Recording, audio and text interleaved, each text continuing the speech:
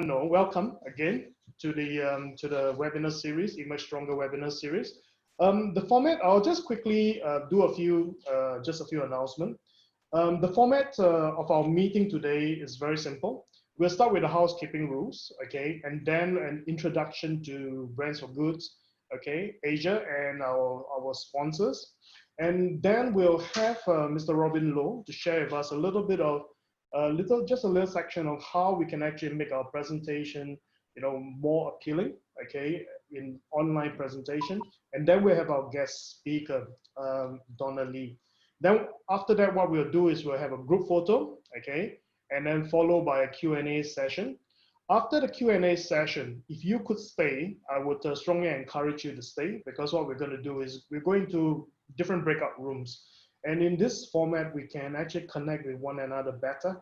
Then we can actually also ask questions if Donna might be also in one of the rooms as well. Or we can actually network, ask each other questions and what we have learned and reflect on what we have learned so far.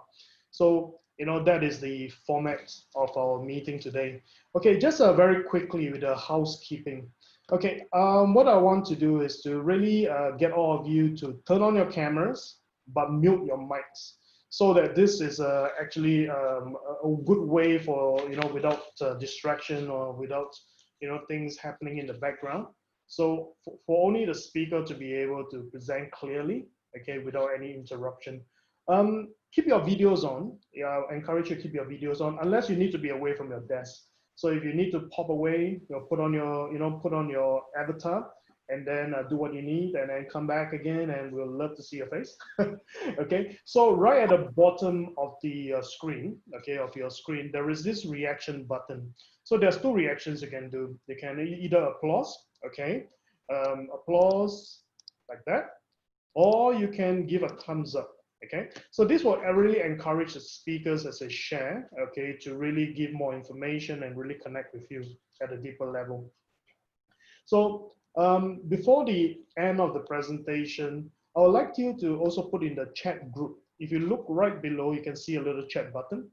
Click on the chat button and ask your questions, okay, so that we can actually have these questions ready for the speaker during the Q&A session, okay? And afterwards, please stay, okay, and also join us in the breakout room. Because this is a really, really intimate time of sharing, and really enjoy the sharing today. Okay, so there's a couple of things that I want to also encourage you to do. On your screen, you can see this, this particular image here. It says, join our Brands for Good WhatsApp chat. Now, I really encourage you to, scan that link, okay, and join us for the WhatsApp group chat, because this is where you get all the updates, you get the latest information, and sometimes you get the questions and answers as well, because in most cases you are unable to finish, okay, the Q&A sessions. The speakers will actually take the questions back and then write answers that will actually more detailed answers to give you. So connect with us. I seriously encourage you to be part of our WhatsApp chat group, so that you don't lose, critical information as they come through. So this is something that I will really encourage you to do that. So, but most of all, well, you could be anywhere today, okay, but you're here, to join us, and we really appreciate you for doing that. And before, what I'll also do is let me give you a little bit of an overview of what this is. Okay, Emerge Stronger webinar series is a collaboration between Brands for Good Asia and the ASEAN CSR Network, ARIBA. This webinar series started in May this year to help and strengthen entrepreneurs, businesses, and organizations to connect, collaborate, and encourage one another through these challenging times. And I'm sure that we're still going through these challenging times as well. So over the past few months, we have thousands of people in Singapore and around the region who have attended one of our webinars. People have logged in from China, from Indonesia, Malaysia, Cambodia, the Philippines, and even Australia. So, okay, to give you a deeper insight to the work that we are currently doing, I'd like to invite the co-founder and co-chairperson of Brands for Good Asia, Alan, to say a few words. Alan? Thanks, Vincent. Hello, everybody. Nice to see you, and always happy to see familiar faces. Let me introduce Brands for Good in a little bit more formal way. So to do that, I need to share screen. Share. Okay, you guys can see my screen, yeah? Okay, I'm gonna just take a few minutes to run through this. Whoops. Okay, good. Okay, I think for those of you who have seen this presentation before, please bear with me. And for those who are hearing this for the first time, right, this presentation is for you. Firstly, I want to thank many who supported and helped make Brands for Good what it is today, all right? Our organizers, sponsors, partners, all right, supporting organizations, as we can see here, all right, the judges who usually have to get busy when all the nominations are collected, and also individuals. And I believe what brought us together is simply a shared belief that Brands for Good can change the world for the better, right? Let me share a bit about the vision of Brands for Good. And it is encapsulated in one word: purposefulness. The branding expert says, don't just build a business, right? Build a brand. But we here at Brands for Good, we say don't just build a brand, but build a purposeful brand. The Brands for Good companies believe in the triple bottom line: people, planet, and profits. All right, and we pay attention to the world around us. And when we recognize a need in our community or society as a whole, we seek out ways to tackle that need with a business model while turning in a profit. Now, in 2018 and 2019, the Brands for Good Award publicly recognized 67 such exemplary companies. All right, we have published 2 coffee table booklet, made 3 videos. We have uploaded them on YouTube and also created the LinkedIn page, right? This year in 2020, all right, we will be partnering with ASEAN CSR Network to organize the ASEAN CSR Conference. Now, Invention Convention Global has decided to move their event, their 2020 event in Singapore to 2021 because of COVID-19, and Brands for Good is proud to be their co-organizer, right? So we are looking for companies with creative approach to achieving their triple bottom line. We want to help such companies gain publicity and boost their branding. So do you have a clever business model or technology or product design or the way you provide capital and leadership? Well, if you have, we want you. All right, and we are now open for nomination. So please connect with us at the link above, right? brandsforgood.asia/join. Now this December, together with ASEAN CSR Network, we will run the first ASEAN CSR conference and the Brands for Good Award virtually. All right, our first attempt, and hopefully it will make history. So do note the date and please join us, right? 10th December 2020. Okay, in closing, so why join Brands for Good? May I leave with you 3 pointers? All right, 3 take home points. Number 1, all right, join us and our partners to make the world a better place. But let's start with Asia. If not for ourselves, surely for our next generation. Let's make a mark, leave a legacy, inspire our kids. Secondly, let's use our business to make that impact. Make it a force for good. Pursue the triple bottom line. That's why we organize webinars like this to learn from experts and get new ideas, right? And finally, you don't have to be alone. Let's build a community to do this together so that we can champion together and inspire every business to become a purposeful brand. That's what Brands for Good is all about. Thank you. So I pass the time to Maybank. Thanks, Alan. Yeah.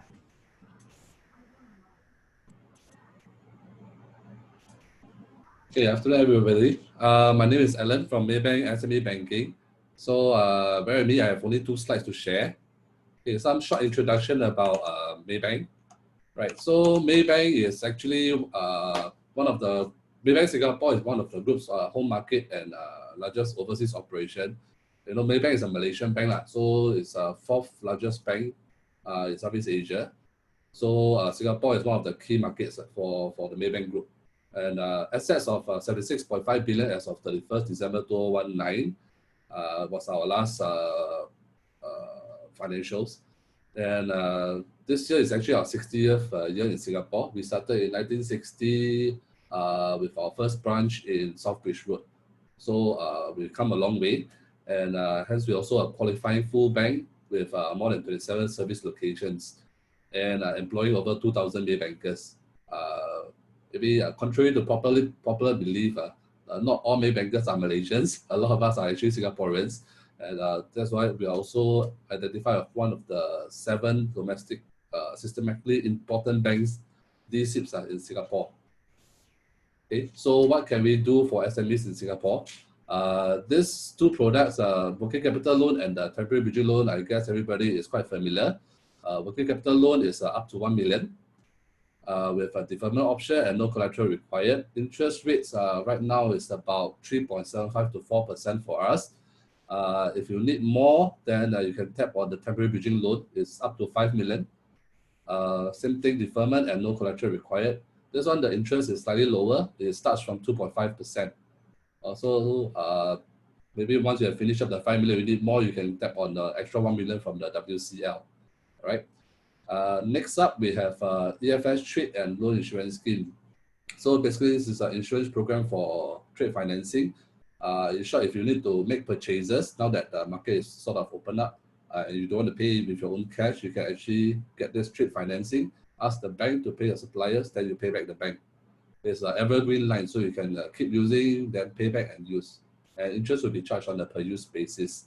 So something to think about. And right now the premium subsidy is at 80%. So the insurance premium is about 0.5%, which is quite low compared to previous pre-COVID times, about 1%.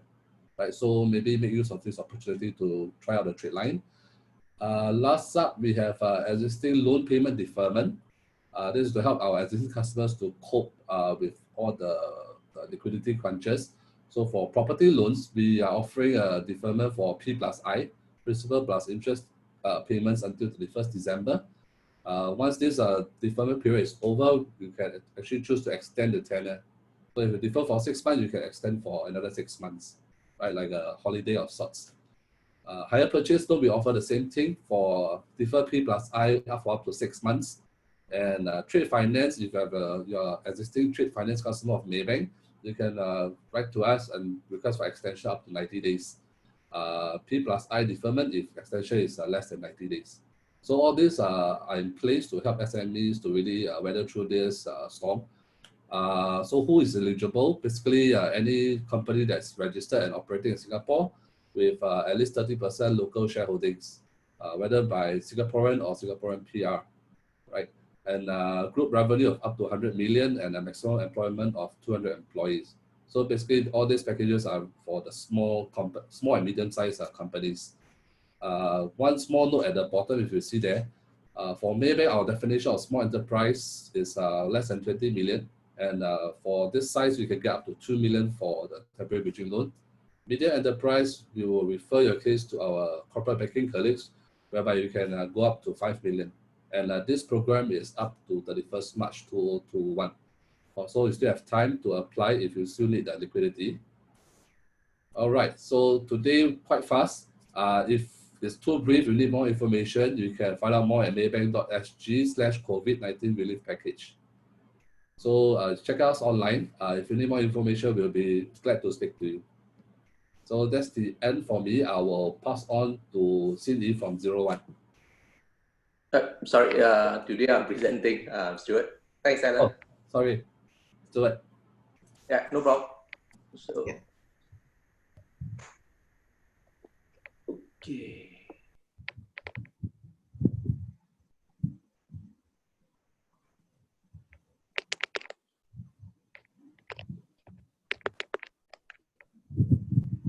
Okay, so can you see my screen? No. Give me a minute. Continue already.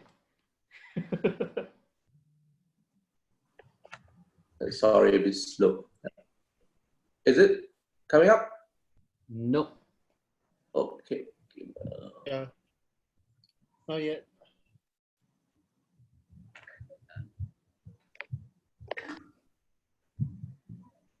Yeah, started. Still not. We're not seeing the screen, bro. Sorry. Yeah. Let me try again.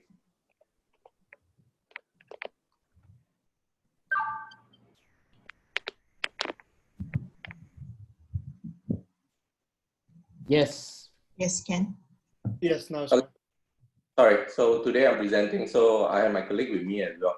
So Okay, I'm from 01. My name is Stuart. I started this company 3 years ago. So I'll run through a few slides. In fact, the early part is to maybe run through 25 years ago. In fact, the company started in a way 25 years ago. Okay, the tech journey. So I think these three little things that's important: tech, innovate, and business. In fact, with tech and innovate, I put together and eventually it create business for us. Back in 1995, 25 years ago, I started. The guy in the picture is me. So I was involved in a product, developing GSM phone. This is a product that I approved in France. So that was back in 25 years ago. So a mobile phone with antenna, black and white with keypad. Some of you guys as my age were able to relate. Fast forward in 2001, was involved in another company startup. We actually built an operating system using a proprietary WinC platform, black and white. Again, we launched in Singapore.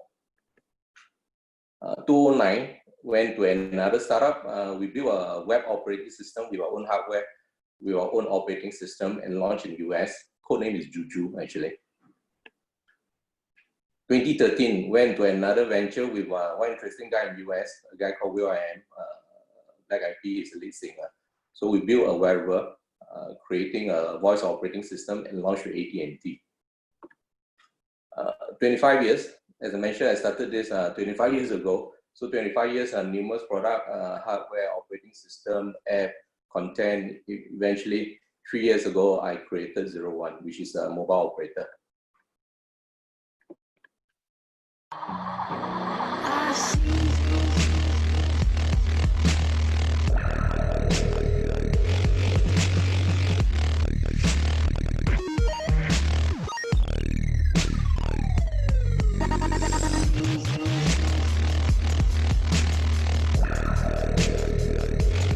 So 01 was created 3 years ago. So we want to be very different. Earlier slide, you have seen that we came to market. We don't want to behave like a normal operator, although we are a mobile operator in a way, but we want to behave very different from the rest of people in the market. So I founded a company 3 years ago. Four of the corporates started this company. After a year of planning, we went live in 2018. So today we have about 70,000 sign up. When we came in, the time was about, I think we have the 5th operator. Today there's 17 operators. So that's how crowded the market is today. What we're trying to do 2 years ago, we wanted to create a behavior change. 2 years ago when we came in, there's bundle after bundle. So we thought that we just want to create something simple and relevant. So what we did was we create unlimited data and at a very good rate. So currently we have 2 simple plans. All we have is just 2. Eventually, I hope to have 1 plan. We have the 30 gig to unlimited and the 6 gig to unlimited. In fact, all our plans are unlimited. So either it's 990 or 2490. Currently, our 990 is selling very well because it's basically very affordable. At the same time, it's unlimited. For today, we actually are giving out 30-day free trial. Any corporate that get in touch with us, we actually let you try for a month. If you like it, continue. If you don't like it, just return the card to us, so there's no penalty. 2% you should pause for a while, take a screenshot, take a picture. 2% you should contact myself. I'm the founder and CEO. My colleague, Singi, take down the information, call us, email us, and talk to us.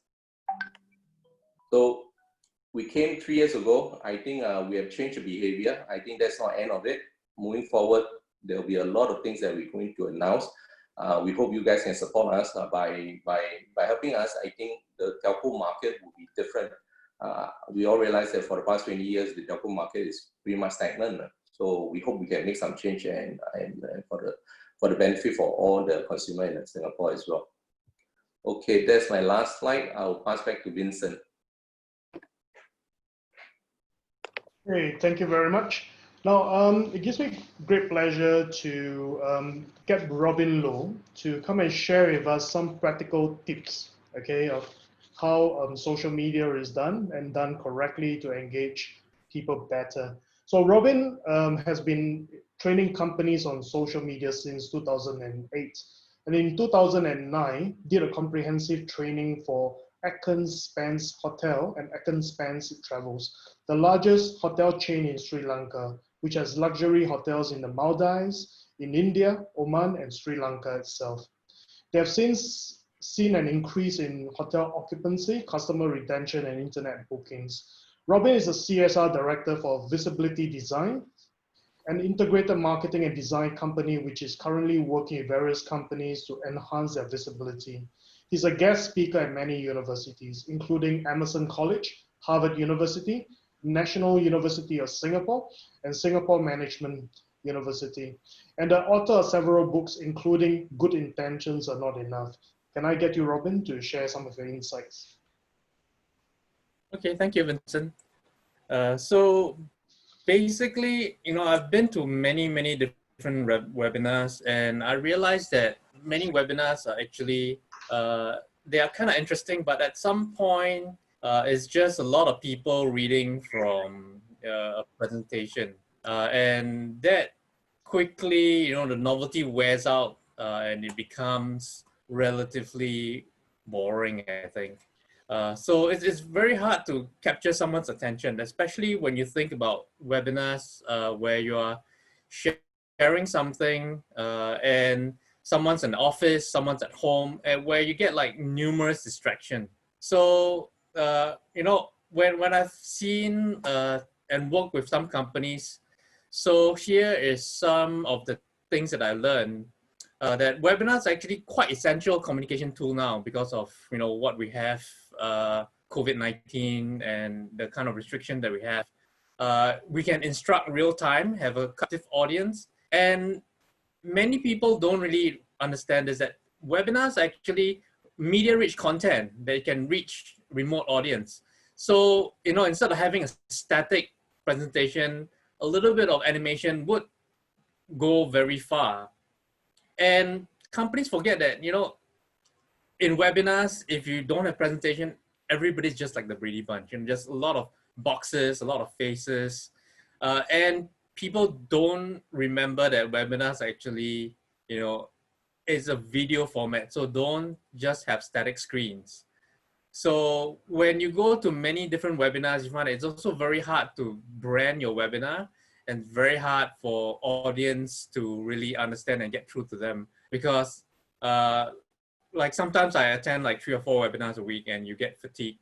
And it's also difficult to create a unique impression. So how do you stand out?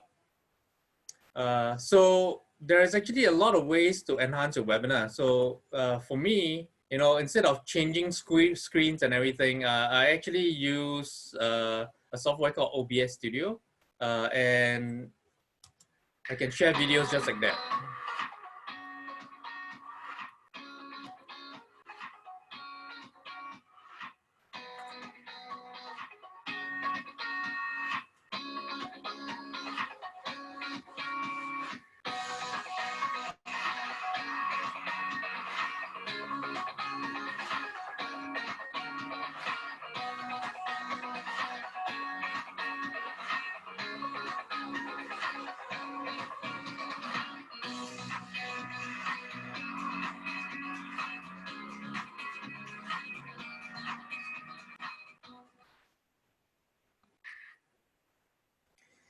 So in terms of basically presentation, you find that with videos slotted in between, you find that there is a lot of things that can be done, and webinars can be a lot more interesting if you insert videos in between to change the pace. And what do you do with your webinars video after? I think the main problems that I think a lot of companies face is these webinar videos are usually uploaded wholesale. So you find that, a 1 hour video is something where it's very hard for any company or anyone to actually want to review or relook at a video again. So, and I find that, sometimes the webinars do have a lot of good information. The only problem that they have is this information, because it's such a big chunk of information, like a 1 hour video, people don't usually go in and search for what they need.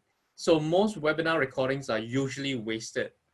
And there's actually a very good solution, which is just editing the long videos into shorter videos. So you find that most videos that you see are 1 hour, but inside a webinar, you may have 2 or 3 big topics that you want to focus on. So if you focus on those topics and you make a 120-second video, that video is very topic focused, and it is also very searchable. So when you put up on YouTube, having the topic, having a hashtag, this is something where people can search for your videos easily. And if you are just sharing one specific topic, like maybe, you know, how animation in a webinar can make it more interesting. So just show that small video, 1 or 2 minutes on that, and that's it. It becomes so much better instead of the whole 1.5 hour video. So I think, you know, having very simply think about webinars as a video and media rich content, that actually helps you design the way you present your webinar, design the way you think about your slides, and, you know, how do you capture the attention of people? Because in the end, you know, when you want to run a webinar, you want to leave lasting information. So, you know, there are a lot of free tools out there. Like what I'm using now is called OBS Studio. And with that, you know, I can put overlays, I can create my videos, I can do a lot of things without switching to a different screen, because this is just what today's technology can do. So, I mean, if you have any questions or anything, you know, feel free to just message me and I can send you some links. All right, thank you. Thank you very much, Robin. Thank you. That was most informative. Now I think that we can up our game in terms of the webinar. Thank you very much. Now I think now what we are going to do before we actually get our guest speaker, I'm really excited about that. Today's topic is about franchising and how do franchise business make money. All right. So before we invite our guest speaker, what I'd like to do is to take a group photo. Okay, take a group photo now, and to really capture everyone in a moment. So if you could turn on your camera for me, okay? Turn on your camera for me, just for a few minutes. All right, guys, I'll love to see you. Just for a few minutes, okay? And Shak will get ready to take a group photo for us. Robin, you can stop sharing the screen as well. Thank you. Yep, so Shak, are you ready? Yes, yes. Okay, great. So can I get everyone to do this for just a couple of seconds while Shak takes a picture? Just give us a thumbs up, okay? Give us a thumbs up on your screen. Thumbs up. 1, 2, 3. Next page. 1, 2, 3. Next page. 1, 2, 3. Thank you so much. Thank you. Thank you. Thank you very much, Shak. Okay, now this is the exciting time. Okay, what we have with us Donna Lee. Okay, Donna Lee is the speaker for this webinar. Okay, she's the CEO of KG World Private Limited and the president of IFC, which stands for International Franchise Community. Okay, Donna will touch on what the ways franchise business has adapted, have evolved during COVID-19. And what type of franchises are actually trending now and in the 2020s? So without much ado, can I get Donna to come in and share with us what she shared with us about franchising? Okay. Okay, hi everyone. Okay, today, let me see. Yeah. Donna, you want to speak a bit louder? You're a bit soft. Okay. Okay, hi everyone. Can you hear me now? Yes. Better? Okay. Yeah, this is a little intro about me. You can actually take the LinkedIn, the QR code if you would like to get in touch with me. Yeah. And then, yeah, for KG World, just a little bit of intro. I specialize in franchising, licensing, distribution, and internationalization. That sums it all for the company.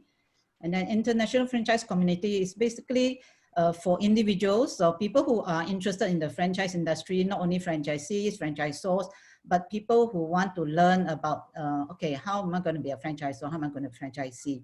They can actually learn from our expert speakers there. So you can always go into the website, www.internationalfranchisecommunity.com.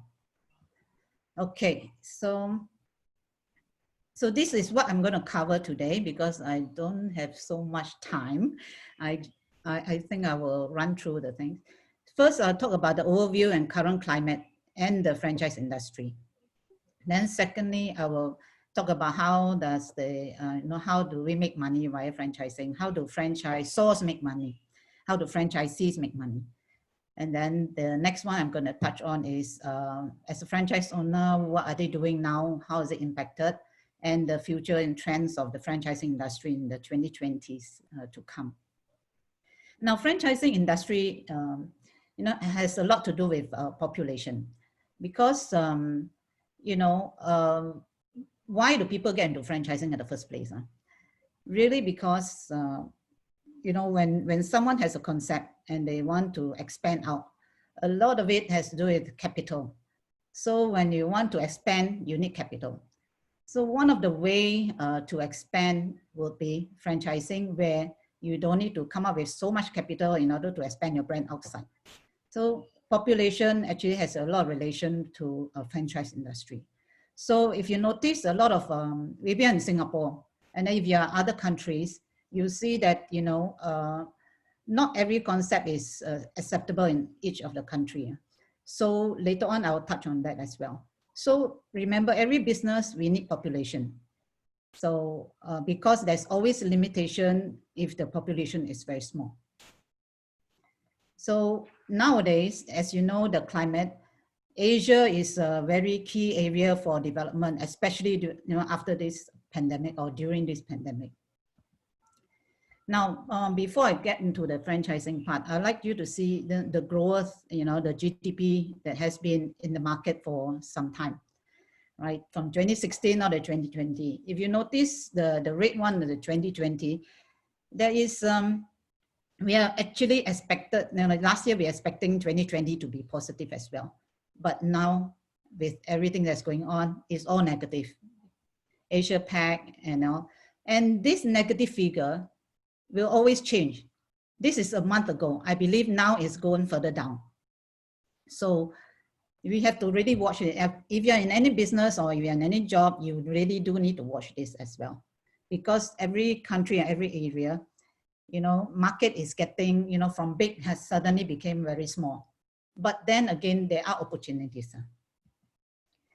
So in summary, in terms of the GDP, if you see the numbers here, the Asia Pac and then the ASEAN part is still, in below, it's the best figure out of all of this.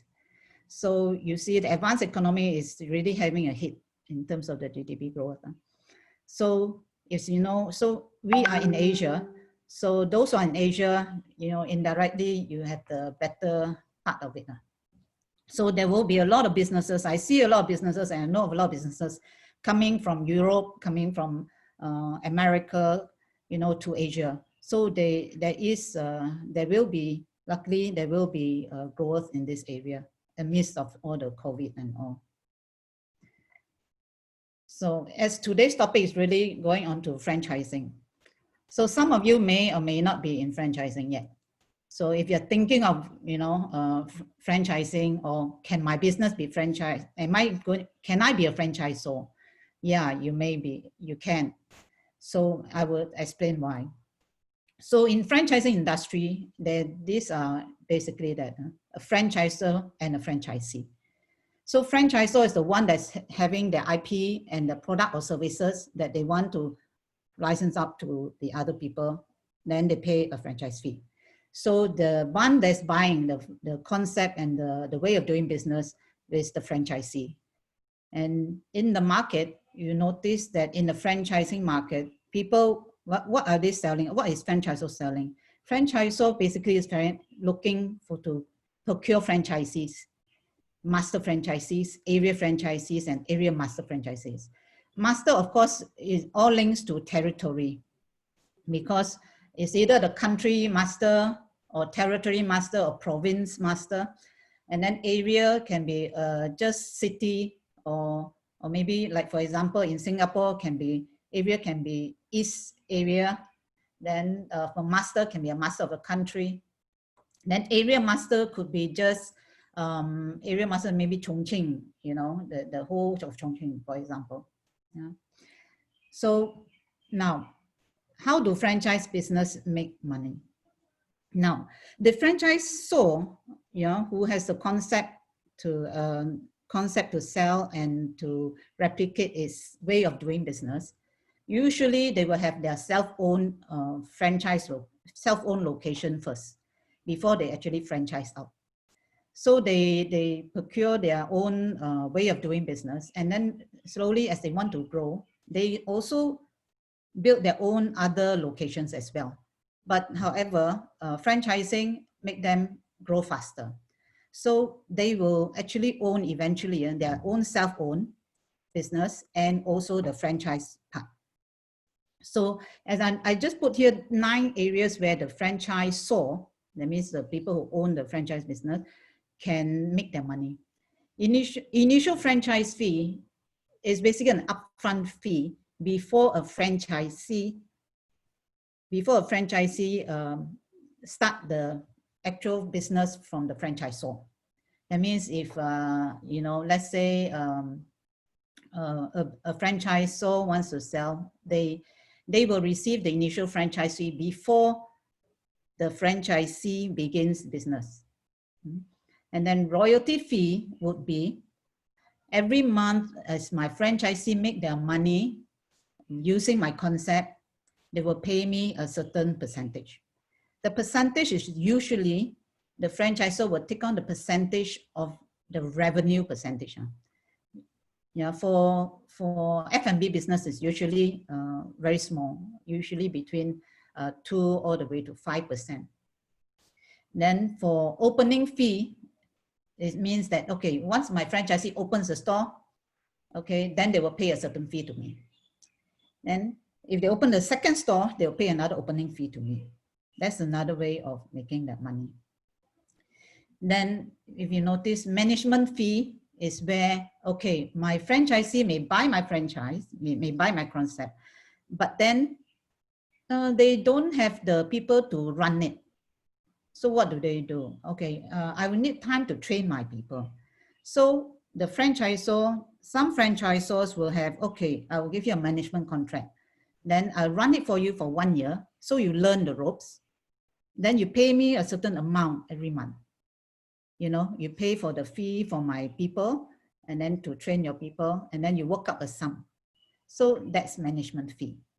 Same like you manage a building and all, they say you get a management fee. So then the other one is training fee. Every franchise owner will need to train. Training is really part of the franchise world. So training in a way where the franchisor need to train the franchisee.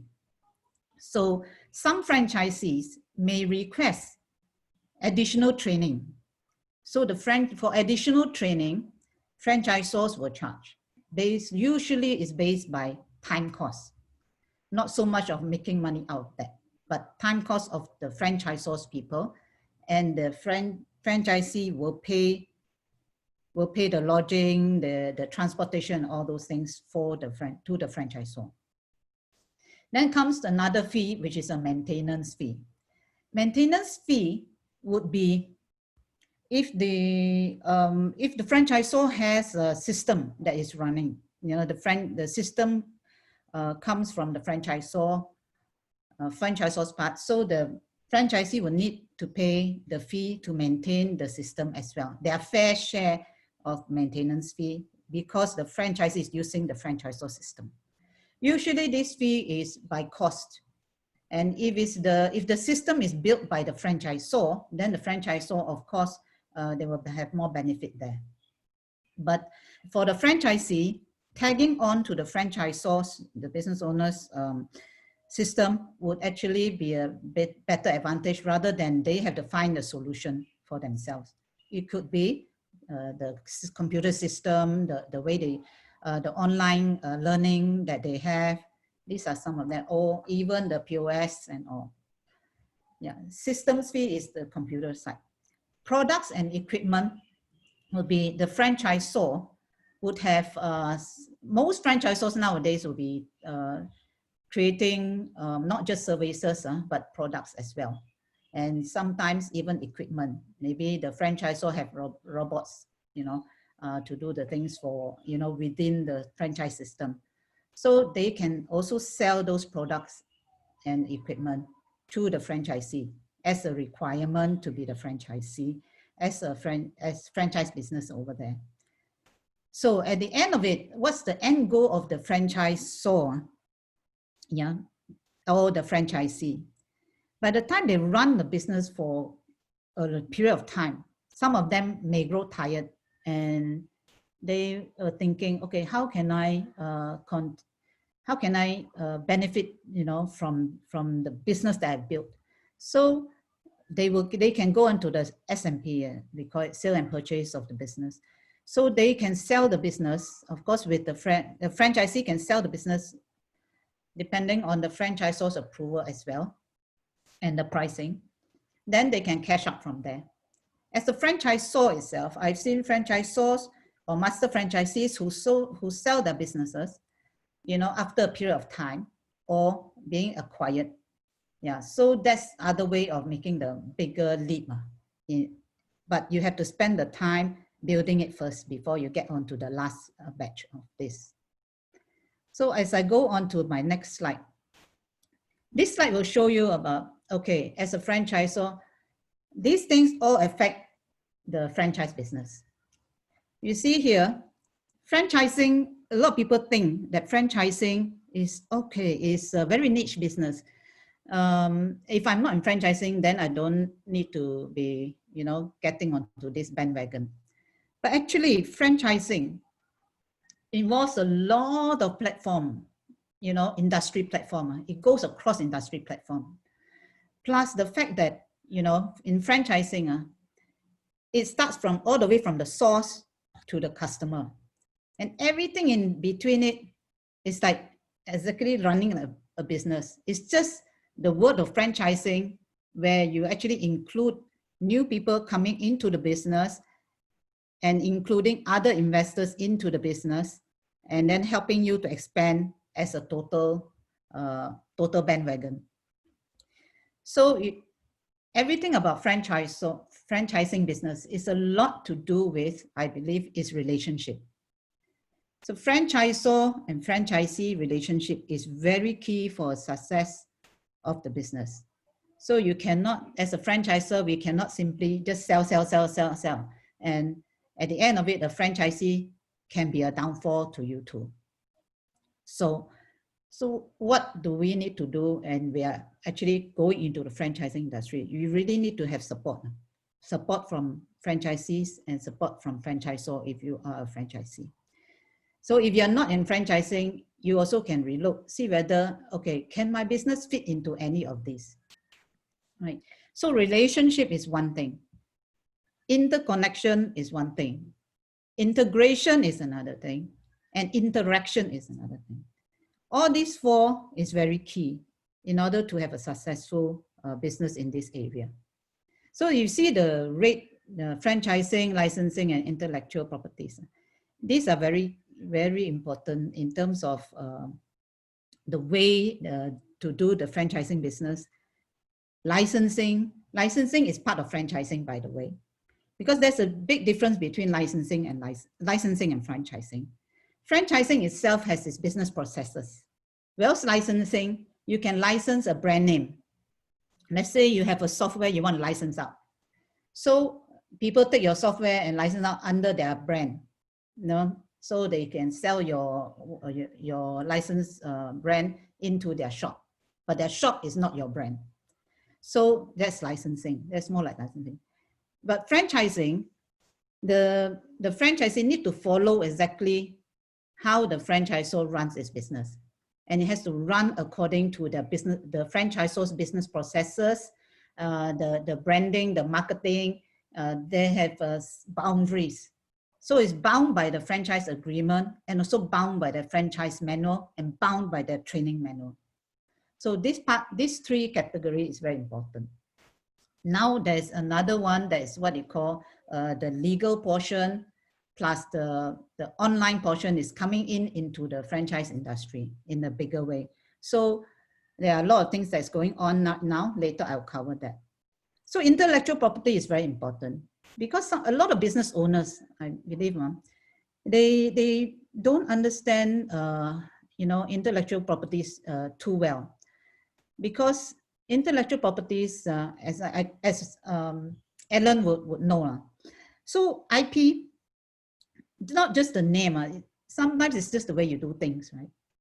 So you have to always relook into what we do in our business or in the company's business and see what are the intellectual properties that can be created there. And if there is, can I rename them to something that I can monetize on it? So this part is very important.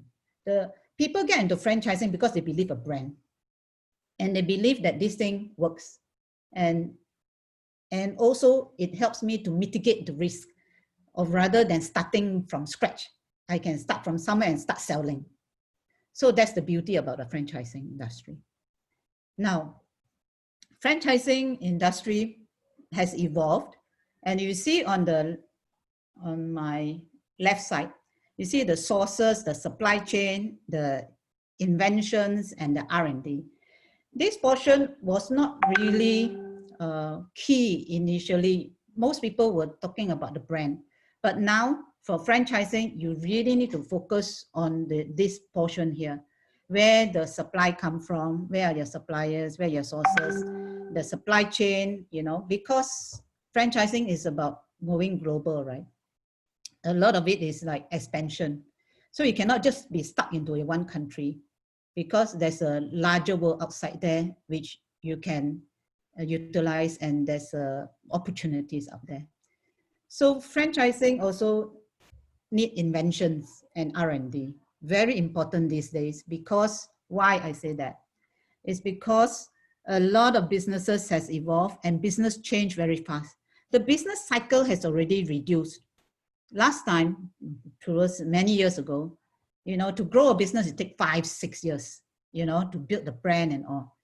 But nowadays, it's shortened so much that you can even build a brand within a year easily.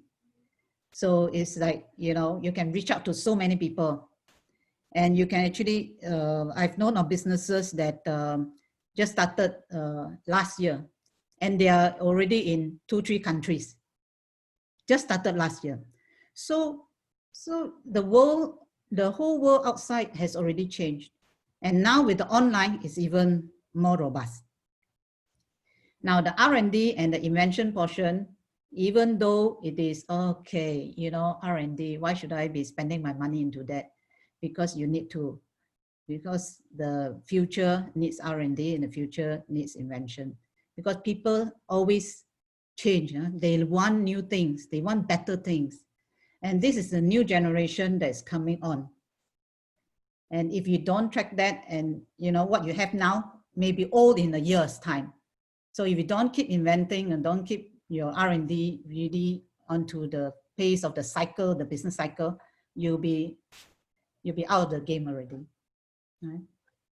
So then for friend, I go back to another one on the relationship.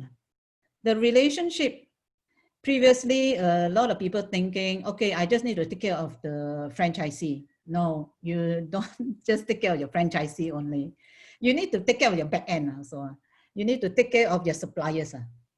A lot of business people always take care of their core. Core is nonetheless, you have to take care of your core. Without your core, you cannot take care of others. That means it's like same. You have to take care of your family in order to actually, have peace going to work. So you basically need the franchising industry. You need to take care of your core first. Then you need to make sure that you have good supplies. That means whether it is trainers, whether it is your people there, you need to be able to supply. And because why you need to be able to supply? because you need to take care of other people, which is your franchisee. And your franchisee need your help to take care of their customers. So eventually, when you first start your business, you procure 1, 2 franchisees to run your type of brand for you. But then you will find that you will need to have very good leadership and management, especially these days. Later on, I will tell you why. Now, interaction portion for franchising, because it's a lot of cross-border, go other country, different culture and all that. Government is somehow rather, you like it or not, all the governments are involved in. Whether it is, okay, brands here, franchising overseas, we'll definitely use ESG, right? Help from the government here. But then over the other side, also you have to, follow the rules and regulations over the other country. So being in government portion, you also need to maintain the interaction. If you don't have the interaction on that, what's going, you may not be able to take the opportunities that actually comes from there. And at the same time, also keep up with what's happening in country, right? Because whatever you are doing, you need to be in line with what the in-country is looking for. So the next one is you need to interact with companies. Companies doesn't mean it's only, if you're an F&B, you don't only interact with F&B business only. No, my suggestion is always interact with all sorts of companies from all different sectors, because it's no longer just F&B, because nowadays, even in F&B, there's a shop and shop model, that's what I call it, where they also have other concepts inside there. They have F&B, and also they have hair salon, for example. They do massage, for example, within the F&B itself. So there is different concepts coming in. So you have to be very open, and nowadays, it's not so much of building just one brand. Later on, I'll touch on that. Then the other one is stakeholders. A lot of people tend to run their business, forget about their stakeholders.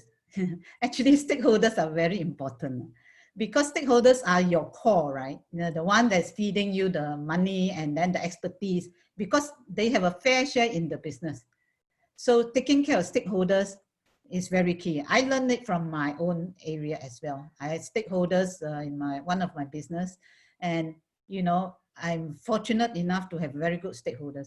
But keeping them in the loop, even though if they are silent partners and etc., you do need to take the initiative to update, and then you need to be appreciative for what you have, basically. Right. Then the other part of franchising business, somehow or other, is related to trade sales and M&A, because we see that this is a new trend as well. Trade sales and M&A has come into the picture of the franchisor as well. Even master franchisees, they also look into this area. Then if you're looking at investment, a lot of franchisors who are more heavily funded, they can invest in other businesses, and then, which they think that they will be interested in. It's good to pivot your business. And a lot of franchisor and also master franchisee always look into the exit portion as well, because they cannot run a business forever. They need to either the exit or they have a good succession plan. And one area that a lot of businesses forget is insurance. Insurance actually is very important. You insure yourself, not just for health, but you insure your business. You need to insure your business and see where you can insure, because there's so many things that's going out there. You should look at that area. Okay, so in other words, franchising industry is very wide. Actually, it cuts through all facets of businesses. Now, when we talk about industry, right? The franchising industry also gets involved in all these type of things. Yeah, actually not just franchising, most industries. So political and economic impact, definitely fintech. I'm not going to go through every single one of that because I'm talking more on a specific project, subject today. So political and economic impact, fintech, you can read or take picture, up to you. Then supply chain, connectivity, e-commerce. See, all these are affecting the industry itself, right? Current disruption, I will talk one or two of it. Then the power of youth, the next generation, don't forget these are our new customers. And these are existing people who are actually spending. Then about customers focus as well, centric focus. So I just want to touch if industry, all industry got disruption, right? So the franchising industry, technology advancement, definitely, is one of the things that's affecting our business in franchise industry. Then interconnectivity, legislation, and then black swans. Black swans, COVID is one of them. So I want to touch about the technology partner. So in franchising industry, all these, affect us as well, yeah, in the franchising. So automation and in terms of analyzing how the business is running, how the franchise is running, all these things will come in. Training, implementation, tracking, are very important. Then, of course, technology, I didn't put in here, would be more on the health partner, the safety measures and all those things. Everybody knows because government is very good into letting people what they need to know. So VR and all this, virtual, physical market, virtual market, these two is here to stay. Doesn't mean that franchising has to be just a physical store. You can franchise a business virtually as well. Okay. And then we are talking about VR, AI, IoT. All this technology, what it does for the franchising industry is actually it is reducing the manpower involvement in terms of running the business. And also it actually is more efficient, less errors. But the only part that will not be really taken away is human touch. Because franchising industry really need relationship. So this part, the emotions part and all that, the technology cannot take it away. So we still need people to work, right? So the e-commerce part here, we are talking about products, services, e-commerce and all this. It's already coming up in terms of for the franchising fraternity. Yeah? So not only that, the social commerce is already here. It's already here in Southeast Asia, which is very prominent in China market. China market, your social media, everybody's like, oh, that's normal, that's normal. But it's not normal in Southeast Asia because Southeast Asia is not so into social commerce. But social commerce is growing now in ever since COVID. So a lot of social commerce has stepped in play in Southeast Asia market. So we're talking about competition.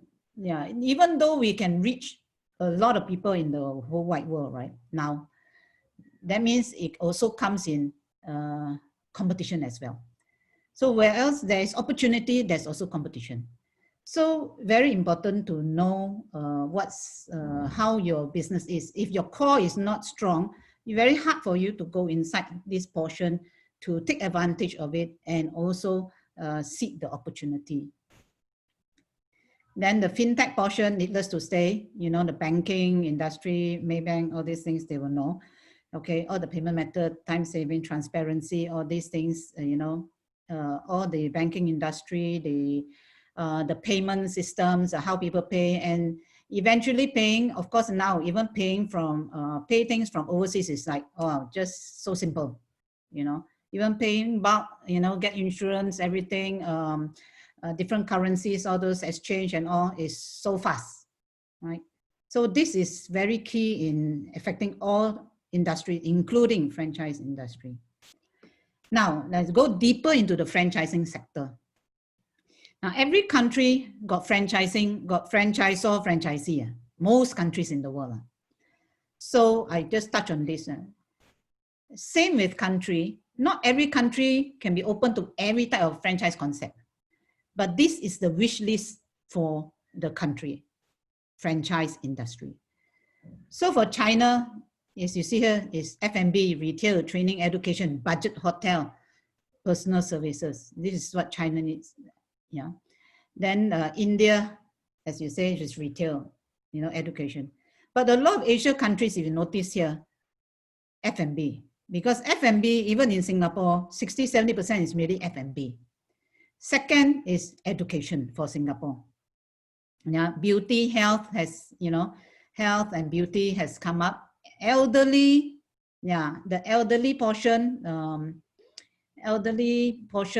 the health portion has already gone up here. You know, things that that is essential, you know, already come into play. So you will see new sectors coming in.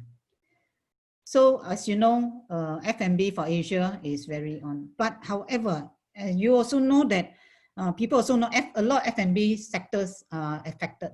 F&B is affected because of COVID, right? So but then I'm happy to say that a lot of F&B business owners are also pivoting and also finding new ways to actually reach their clients, right? And then retail sector is affected very badly as well in terms of the franchising industry. However, education-wise, like it or not, everybody need to be educated. Education is important. Education is a necessity, indirectly a necessity for all our children. So it's just the delay. Right? Retail business is there, but it's just the delay. People are not purchasing it now, but eventually they will still purchase. But it's just delayed purchase. I will call it delayed purchase. Yeah. However, personalized service has become more important. Home-based business has really come in. Then you will see personalized services because people are more willing to pay to keep themselves safe, right? And then we can see a lot of health products coming into the market.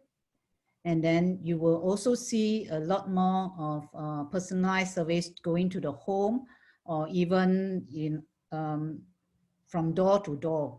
These type of things will come up because of they cannot travel, safe distancing, you know, and they also, it is also cheaper that way, they don't need to rent. So I like to stress this one on the franchising industry and a lot of customers. At the end of the day, whatever business you're in, whether it's franchising or not franchising, or whether you're selling something, the customer is very key.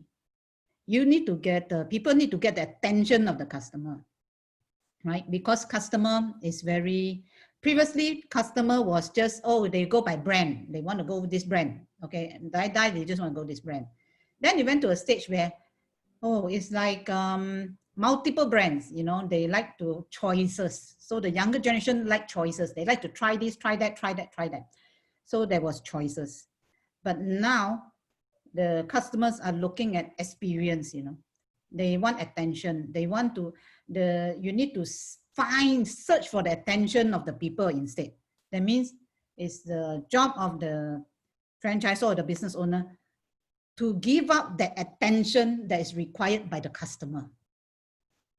You look for the attention, you know, because there's so many things out there online, but that they are overloaded, like how we are overloaded with Zoom, overloaded with webinars.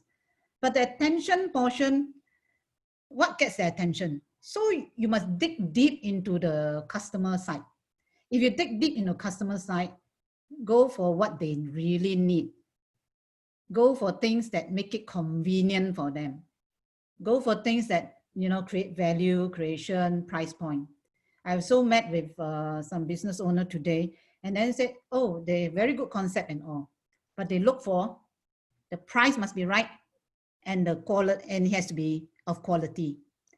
I need to maximize my dollar, and they know their customers need something that's value for money.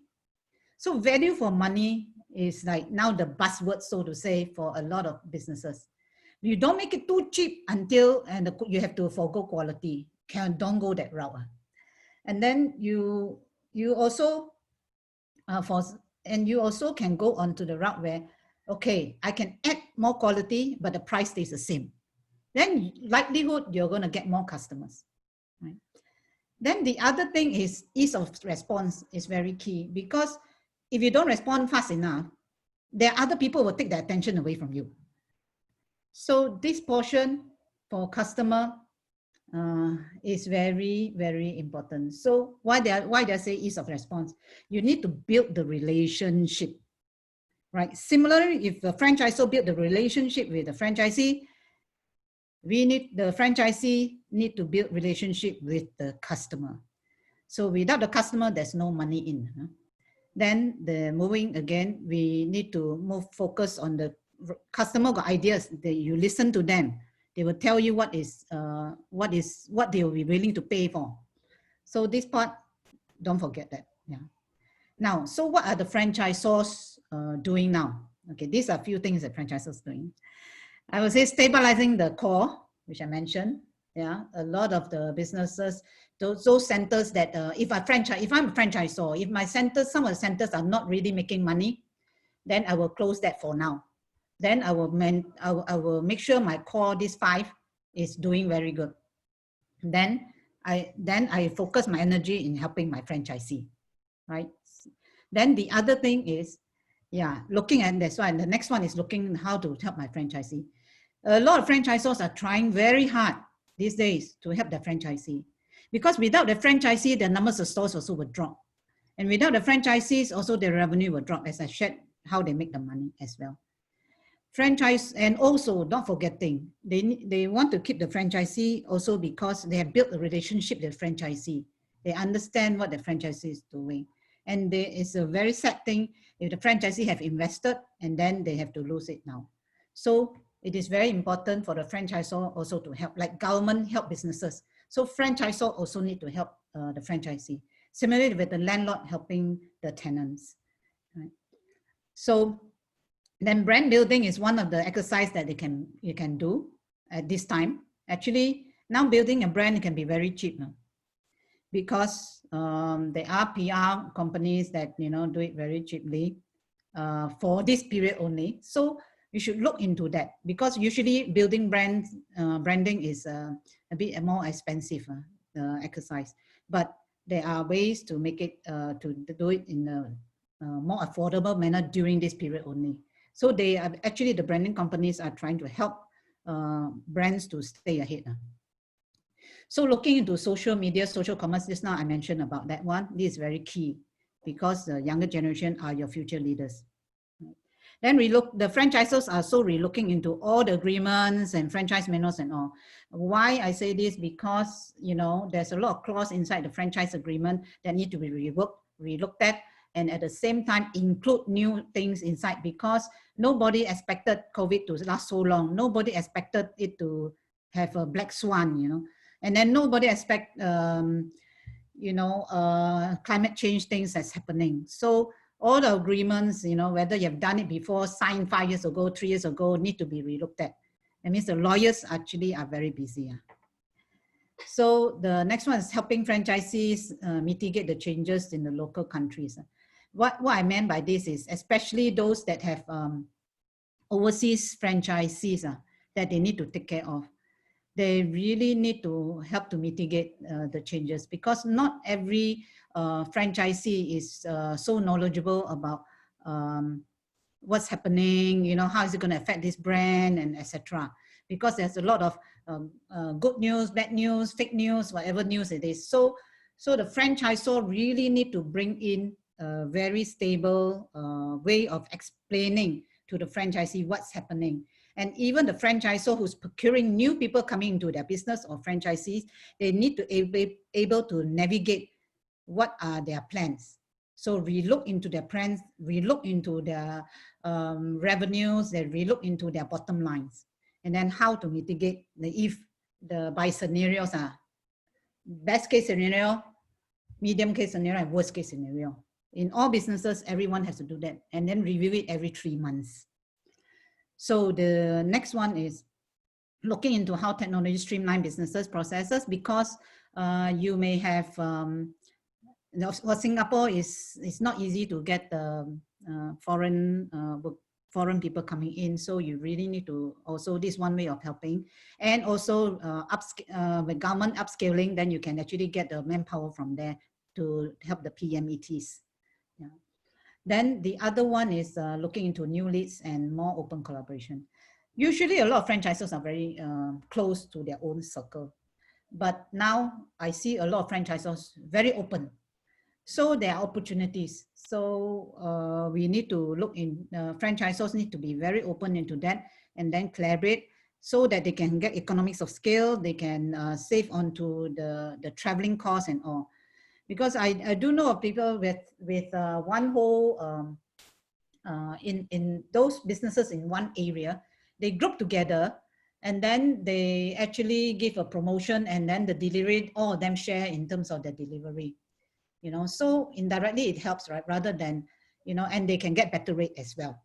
Right? So now we go into the franchisee area.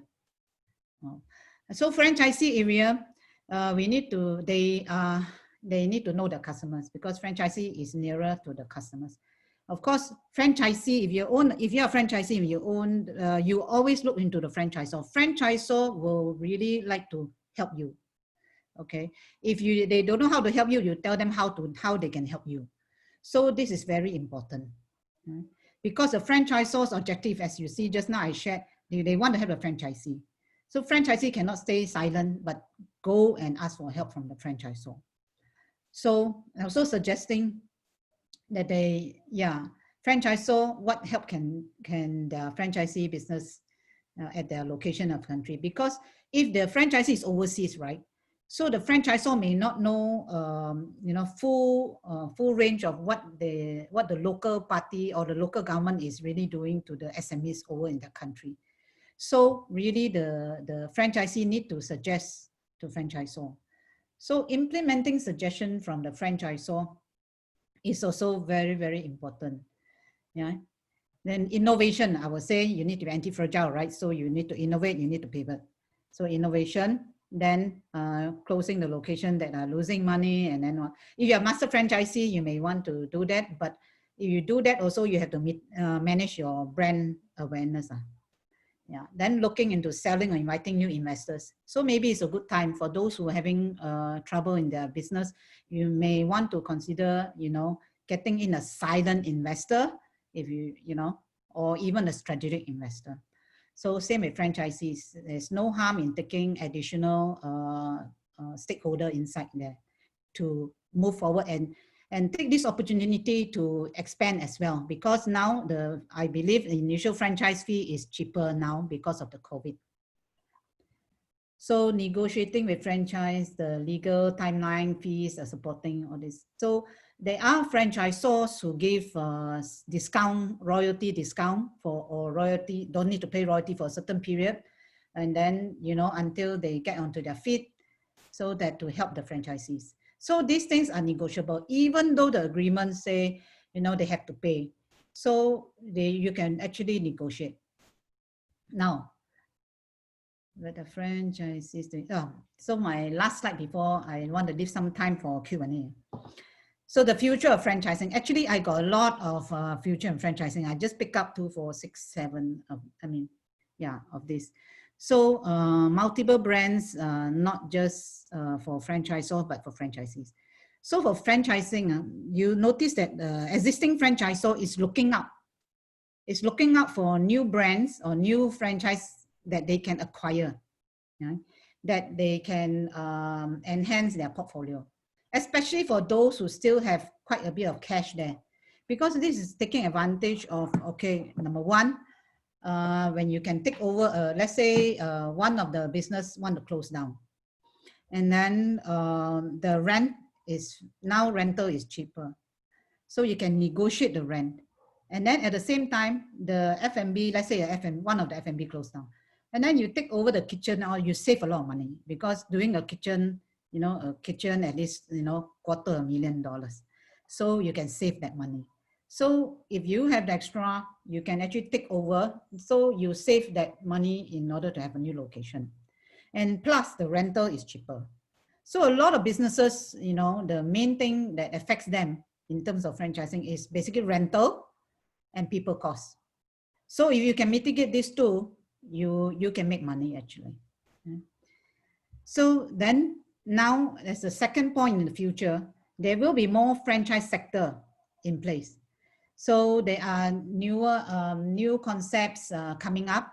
There are new concepts in the healthcare area. There are new concepts in the kiosk kind of way of doing franchise, where they can replicate very fast. At the same time, investment is lower.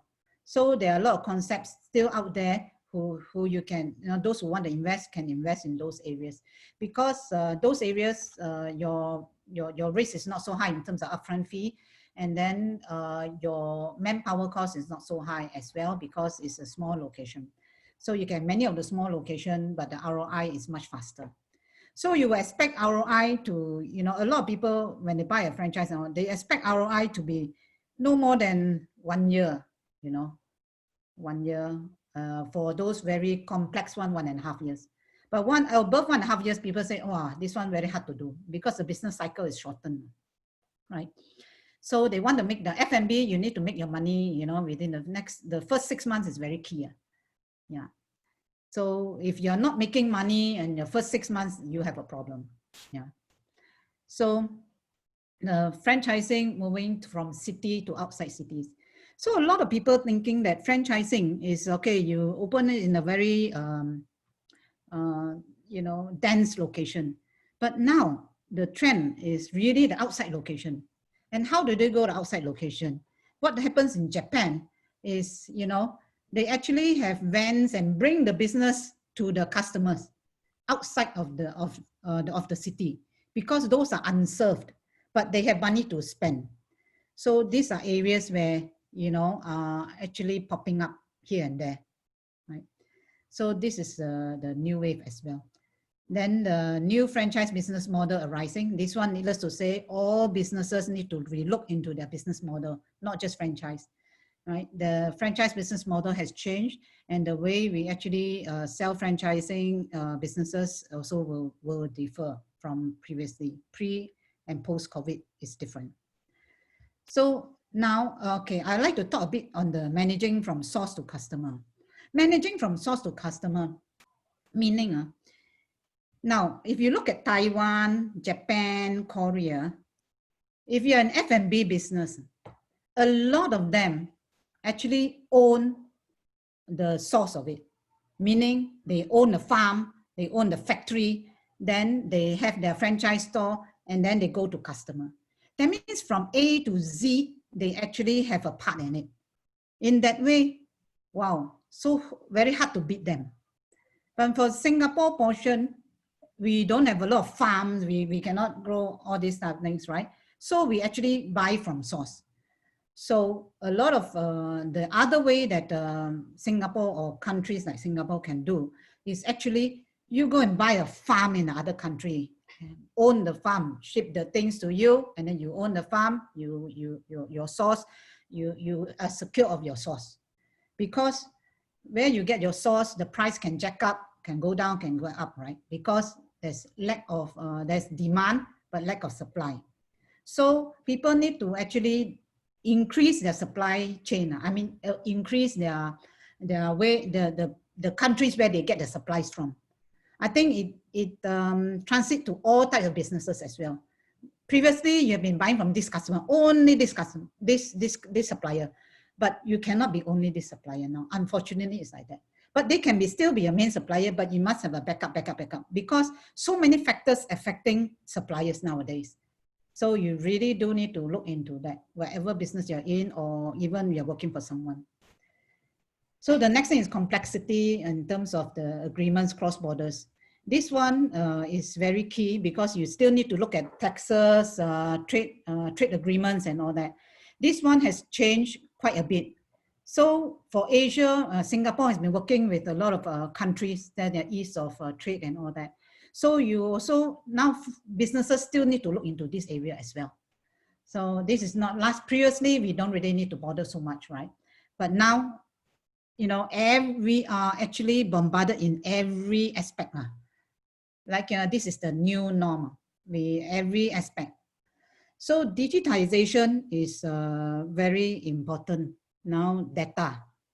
So if you are not collecting your data, then you are at a disadvantage. whether you are franchise business or non-franchise business, data is very important, and how you use it and how the safety of it and all. Everything will go online eventually. You have a physical store and online store and offline store. So this is the new normal for the franchising industry. Okay, I've covered most of it. I think I overshot a little bit, right, Glenn? That's okay, Donna. I've been hitting the bell, but I realized, I'm on mute. Okay, yeah, in mute. That's I was waiting for your bell, but it's okay. So I think I can, yeah. Have any questions? You can contact me via this donna@strongsme.com, and also Okay, thank you so much, Donna. Welcome. In the chat group itself, there's quite a number of questions that have come through. Okay. There's also a lot of people that has met you before and thanking you for your presentation. So it's been a great presentation. It's very, very interesting. Now, there's also a number of questions that people have posed. So what I'm going to do is I'm going to start asking in the sequence in which they were posted. So Donna, I'm going to read the question as is, okay? Yeah. So I'll get you to discuss and answer that. Okay, this is from one of our participants. He said this, right? I am preparing my eco-smart aquaponic farming for franchise. Yeah. What do you see as crucial to take away? We have a complete approach apart from smart and eco technology. And what does it mean to us? Okay, in reference to slide 14, in technology and smart farming. Okay, you're talking about the franchise perspective. As long as you have, you do have the technology, some of the technology you patent it, right? So, you know, you have to cover all your IP portion first. So you can actually, either you franchise your whole system and then you become the franchisor, you bring your technology over, or you can do the OEM where you license your technology to other people. So there are two ways that you can do in terms of enhancing your expansion and then building your brand outside. If you want to build your brand outside, franchising would be an area. So that means whatever you're doing, you create a brand that is the franchising portion, right? So whatever you want to call it. So whether it's a subset brand or your main HQ brand. So you can do that, and then you can actually modelize it. That means you module it, you know. When you module it, then you actually create a system that works. So you can actually sell it whether it is by this portion of technology is X amount. This portion of technology one take is X amount. Then as you get your money, etc., then you can actually get the royalty or the fee for it. And then you want to use my technology and buy my equipment. And then you're bound by the franchise agreement. You're bound by the way we do the business, and you have to do it accordingly. Then we train your people, and then indirectly you are their franchisor. You also can be the other way, is a JV partner. Yeah, it's really up to the business owner how they want to do it. Okay. Okay. Thank you for that answer. Okay, I'll read you the next question. Yeah. Okay, so how about Pakistan for franchising? Why is education sector not a focus in South Korea? One is Pakistan, one is South Korea. Pakistan, well, it depends on your trade because every country is different, right? So I touched on a few countries. I didn't touch on Pakistan or India. I mean Pakistan. But Pakistan, I do know of people who actually do the education there. Actually, is quite a need there. But the type of education that goes into Pakistan also have to reach the level where the people can receive it and benefit from it. Pakistan, I believe the vocational training is very important. Vocational training will have a need there, because a lot of people there, you know, they can train technical and all that. So the mass majority actually like vocational training in Pakistan. And then, of course, education for children, you know, English and all these things. Pakistan, they are quite well versed in English as well. Yeah, you know. So I believe for Pakistan, it's really education, F&B, going inside them. But then it's really specific location in Pakistan will have that. Yeah. Then for South Korea, okay, your question on South Korea, can you repeat that, please? Okay, why is education sector not a focus in South Korea? Oh, you mean by okay, education in South Korea? You notice, education, they have very, very good local education. They in terms of the children education, they are actually quite advanced. The English lesson and all that, they are very into what do you call that? Online already many years ago, right? So education-wise, they also go into international schools and all that. But local-wise, there's a lot of enrichment lessons in South Korea, right?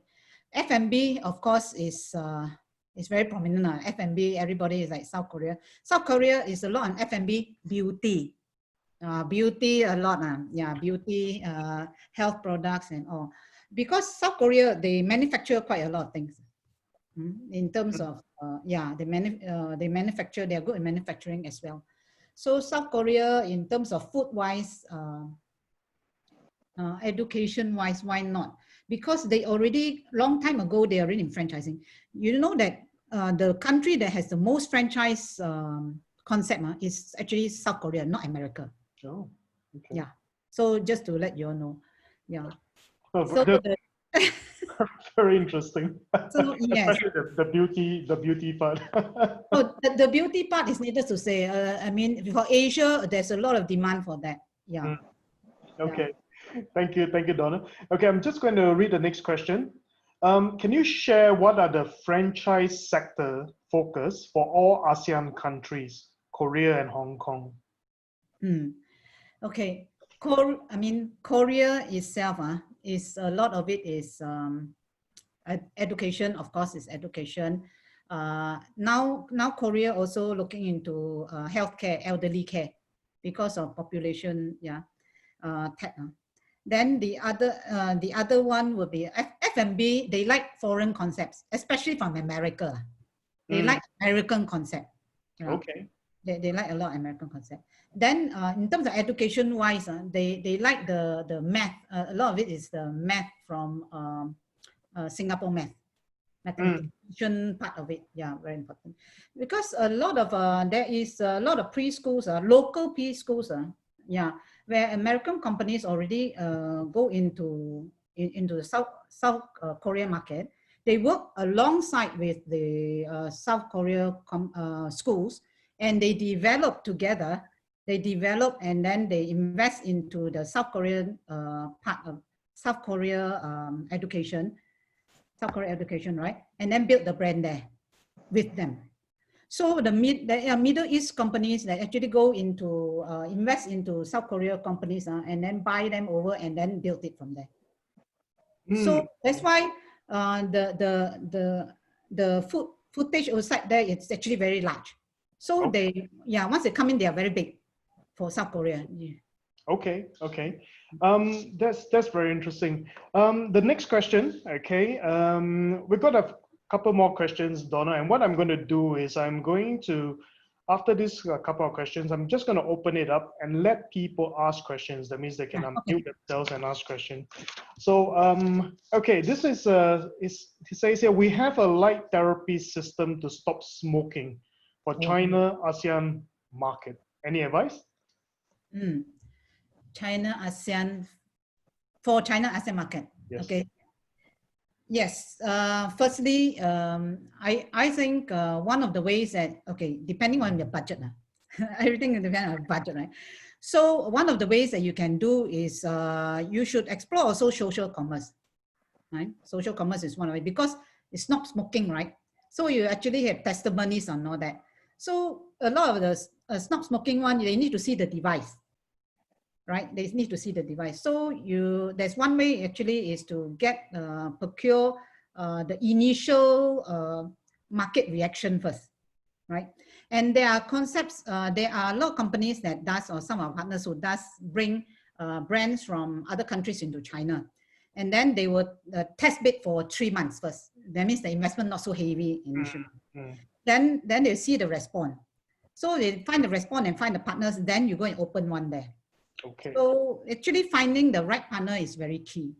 So this is one of the things that we do in our company as well, is to help them to find the right partner, find the right match, and let our clients know what are the pitfalls are, so that they are a little bit more open into saying, okay, where are my opportunities actually?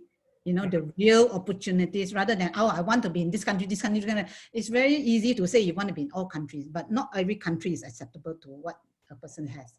Okay. Okay. Okay, next question. Okay, the next one, and what I would like to do is, once I ask the next question, for those that wants to speak up, unmute and speak up, can I get you to put up your hand and just do a wave? Then, Shak, can I get you to unmute that particular person? Because we have probably time for maybe a couple of questions. Okay, so that would be good. So the next question that has been, asked online is, okay, it seems the customers are retail and consumer centric. How do you price your franchise in terms of value of franchise if I have unconventional value proposition? How do you value your franchise? You mean the initial fee? Okay. Yes, as a business. So how do you value your, I mean, you in terms of starting up, is it? Or they are already in the... Yes, I think in terms of, creating that franchise, then as a franchisor, how do you price it? So before you franchise, right, you have to see whether you can actually get into that that financial model. I mean, fix the financial model first, because in every franchise, the franchisee need to make money as well. So in order to come out with how much should I charge, there's a lot of things about. You cannot just charge, oh, because you think your brand is, my brand is very good, my goodwill, then I charge very high. It doesn't work that way for franchising. Part of it, yes. But a lot of it is how to sustain, right? Then how can you make sure your franchisee make money? So if your franchisee don't make money, your franchise will not, your franchise business will not work. So what they do is, you actually have your own numbers already. When you already have your own numbers, you see how much are you making, right? Then if let's say you have a franchisee, someone who wants to, okay, I also want to, can I run your type business and then using your brand? So then after that, you also have to work out a model, business model, where if you were the franchisee in his shoes, he will have to pay me this, right? And then at the same time, he also have a cost, this cost will be his one. Then you also roughly will know what is his top line as well. Because, because they have been doing for years, right? So you do up that spreadsheet and then you see at the end of the day, in year one, do they make money? Year two, do they make money? Year three, how much money do they make? So if your franchise is for a term of 5 years, then you try and check how much can they make at the end of it over 5 years. Then you see the profit over there. And then you take out the amount that they have to pay you for the initial fee because it's investment. Then you take out the, amount that they have to plow in to run the business. That means you need the ROI. You need to take out all those first. Right? From that one. And then you also need to do a discount because you do not know, right? Some days are good, some days are bad. So you actually do a best case scenario, medium case scenario, and worst case scenario. From there, you will see, okay, at the end of the day, overall, you will make this money. Then, you have to show them the figures. So if you're able to see that, you can actually define, okay, that means my initial fee that I need upfront have to be between this to this amount. Okay. Then you negotiate from there. Okay. Thank you so much for that. Okay, I'm going to open this up. I think Joey has a follow-up question. Okay, what's that? I think Joey? Yeah, Joey, if you want to unmute yourself and perhaps... Yes, Joey. Hi there, Donna. Hi. Can you hear me? Yes, I can hear you, Joey. Yeah, sorry, I'm not dressed appropriately, that's why I can't show my face. Okay, no problem. Much apologies. So thank you. I wanted to know for ASEAN countries, especially Malaysia, Thailand, and then Hong Kong as well. Oh, yeah, I forgot that one. Yeah. Malaysia, Thailand, what was your question? What's the franchise sector focus? Okay, for Hong Kong, so the Hong Kong partner, Hong Kong is actually a lot of trading hub, fintech and all that, right?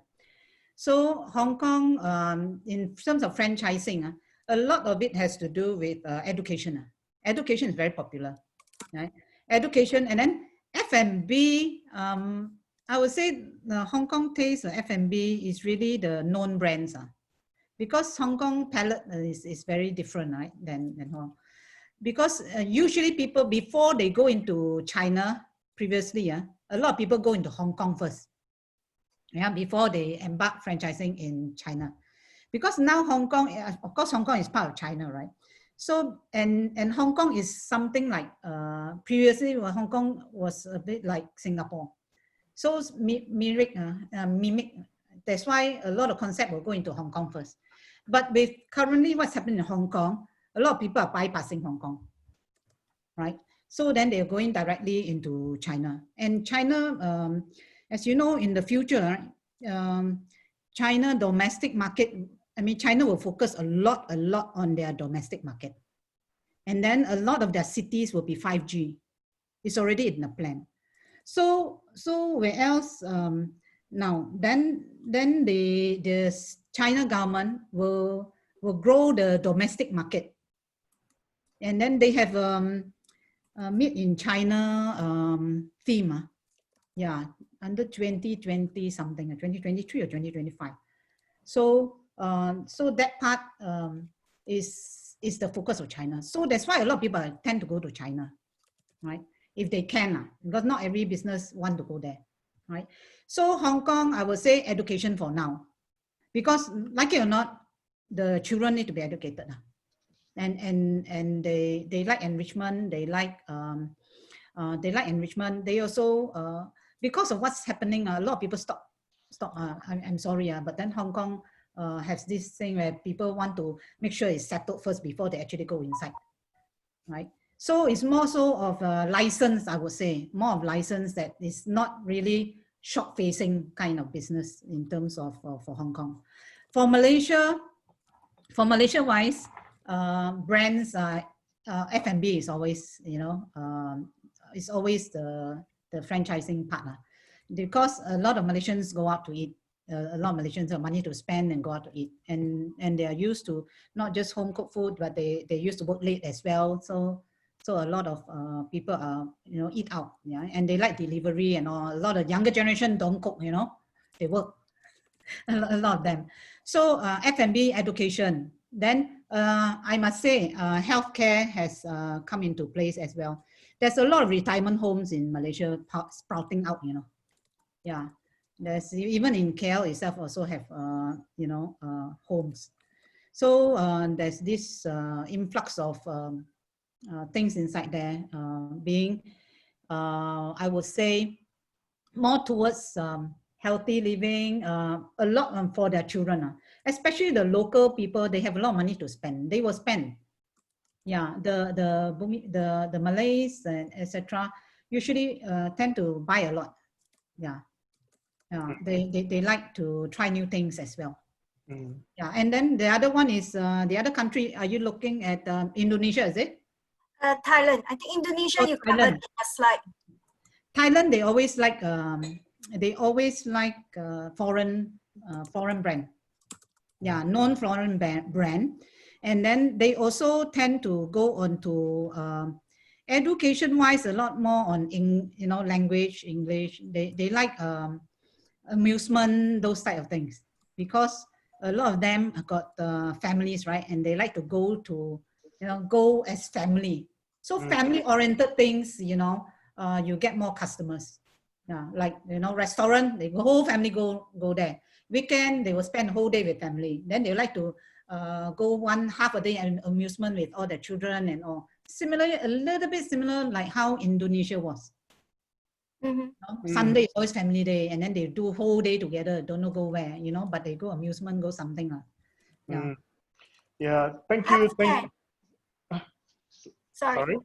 How about healthcare then? Is it a focus for Thailand? Healthcare in terms of Thailand, don't forget, Thailand actually got very good hospitals. I know people, it's very good and high-tech hospitals. You see Thailand like that, right? But actually they are very equipped hospitals, and they're very, very good doctors as well. A lot of people don't know that, but actually the medical field, actually, they got very, very good doctors, experienced doctors there. Yeah, Well, healthcare, yes, there are a lot of hospitals there. well, thank you. That's very, very Thank you so interesting. much. Yes. Thank you. For the sake of time, thank you, Joey, for asking those questions. And thank you very much, Donna, okay, for sharing all this. This is really, really interesting. I've learned a lot. So thank you on behalf of for us.